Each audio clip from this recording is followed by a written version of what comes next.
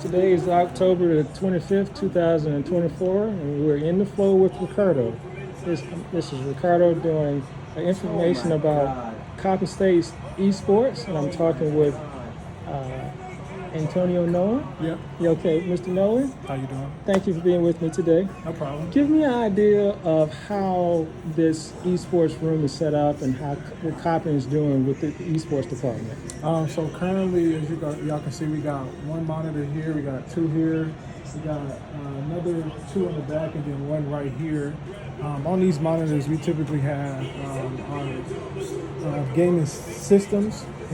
Each of them come in two carts, and inside of those carts house the majority of the system. So we have the Nintendo Switch, the PS5, and the Xbox One. And with that, we get all the most current, up-to-date games as we keep going here. As you keep going here, we got about 20-year-old monitors. These computers are basically brand new. The space opened in 2021, but we haven't had a chance to get it open for all the students. So a lot of these computers are basically new with the most up-to-date graphics cards and things of that nature. We got the gaming chairs here, also so students can be comfortable with while they're gaming. We have headphones as well here, so that makes sure that if they're online, they can play with their friends or anybody that they want to play with. Now, what's the idea of the basic equipment that a gamer would need and what to make them feel comfortable? So I would say, I think it ranges, right? So some people are console players, which means like they're playing at home versus some people being more computer gamers, because you have access to better graphics and higher speeds on the functionalities of the games. Oh, online computer games? Yeah, so if you would or here, like in a software server perspective? Yeah, like software, right? So you get better graphics on the laptops or the computers because they can hold higher graphic cards. Gotcha. Versus the PS5s and Xboxes. They come with all the standard basic graphics. So if you want more higher functioning gaming, you probably want to go with the PC.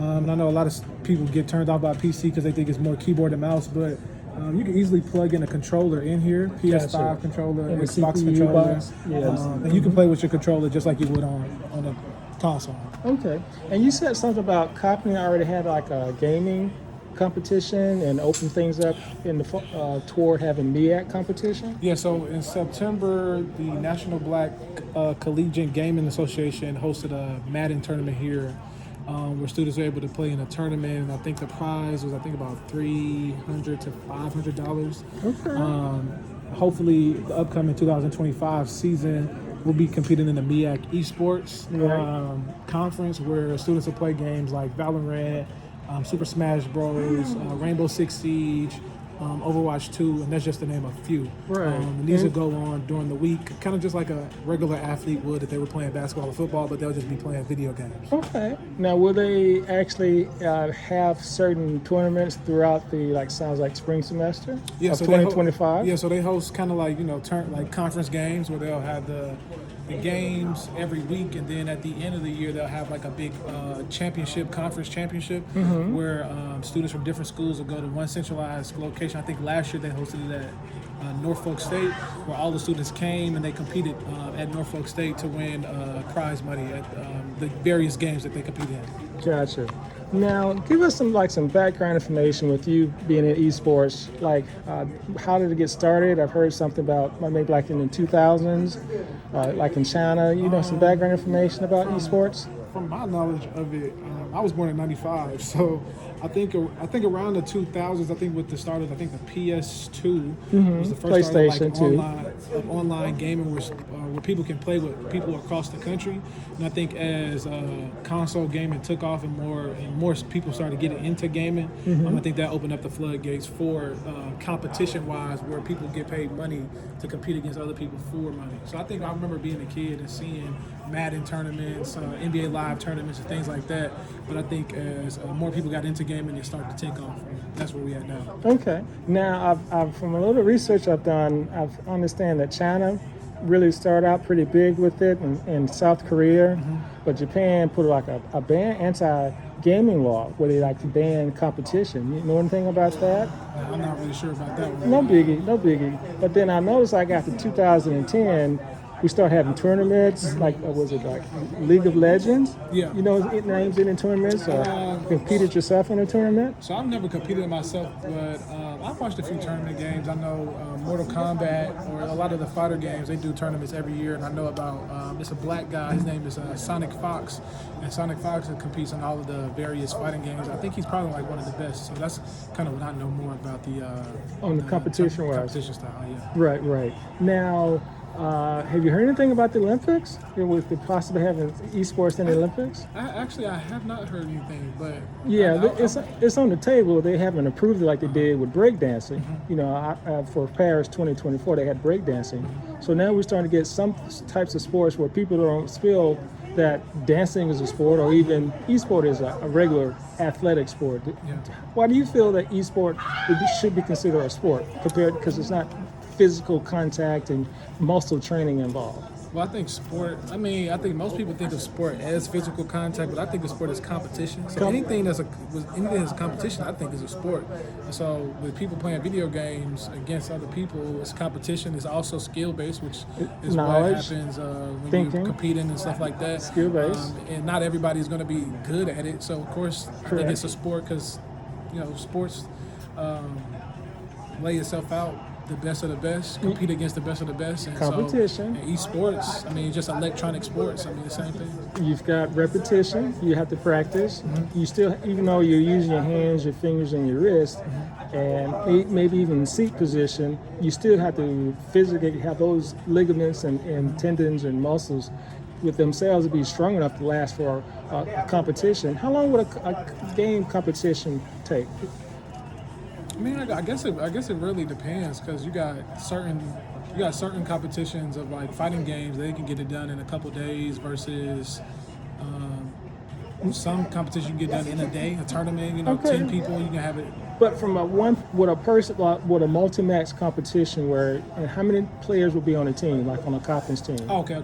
So it depends on the game, right? So like Super Smash Brothers is one person, so it's just you. Okay. For games like Rocket League, I think Rocket League can host up to 3 to 4 people. Okay. Rainbow Six Siege, you can host up to, I think, 5 to 6. So I think about 5 for the more the competition-based games that are like more first-person shooters. I think it's like 5 to 6 people. Okay, so with a multiplayer like the last one, like with the shooter, with having 4 players, how long would one game last, and how would they change positions within that game throughout the day?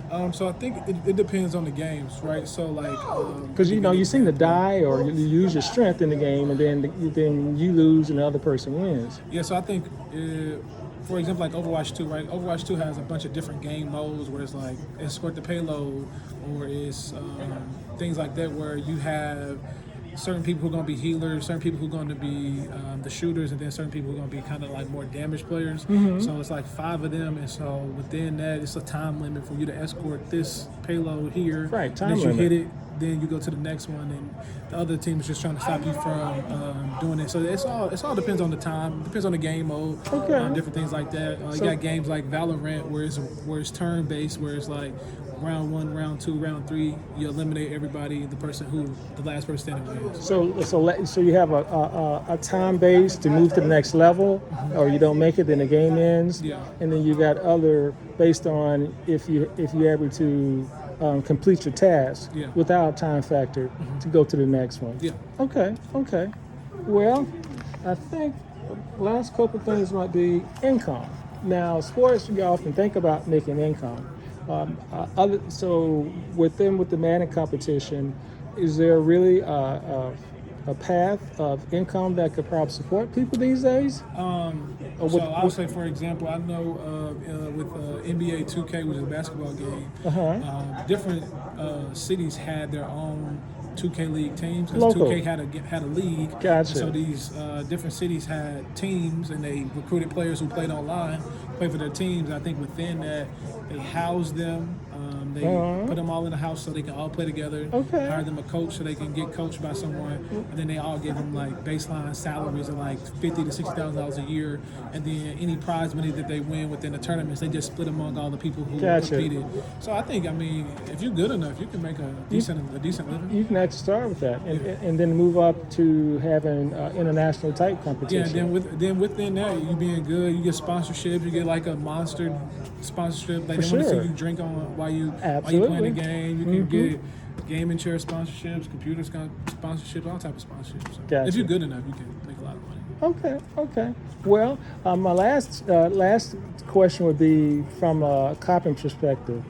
Have they actually gotten some recruits for the team that's may come up? So since I've opened the space, we've had students reach out about. I actually got an email last week about a couple of the teams, if we were starting a couple. And so far with the teams, I've heard students wanting to compete in Super Smash Bros. A lot of students come in here and play Valorant, Call of Duty Warzone, which is a battle royale. That one's really popular. So far we've had a lot of interest in competitive-based competition within here. And then once we get a full-time staff, how would things change that in closing? So that means the space will probably be open, I think, during regular rec hours, which now I think they've opened it till 10. Right. And so then that person will also be in charge of coaching the teams, creating the teams, and getting them all involved within the MEAC and all the different competitions that they can get them in. Okay. Well, I sure appreciate you, Anthony. No problem. All right. Thanks for being with me in the flow with Ricardo.